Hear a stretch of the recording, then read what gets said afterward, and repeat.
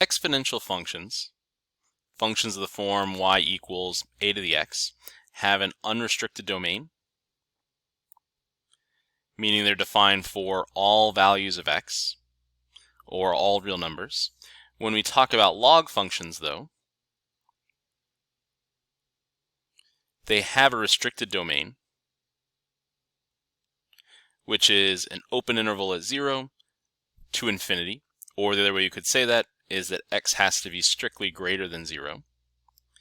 So whenever we talk about log functions, we also need to be thinking about the domain of that function, especially when we get into solving log equations.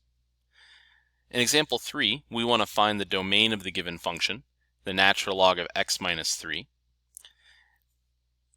When we have just y equals log base a of x, x has to be greater than 0. So that means whatever expression we have inside that log function has to be greater than 0.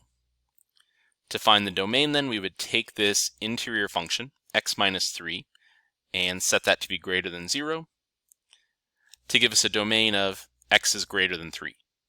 Or if we want to rewrite that in interval notation, it would be 3 to infinity, still with that rounded parenthesis at 3, since this is a strict inequality. In example 4, we have a much more complicated expression, but in terms of the domain, all we care about is just the component that's inside that log function. Meaning, again, we would take x divided by 6 minus 4, that interior function, and set that to be greater than or equal to 0.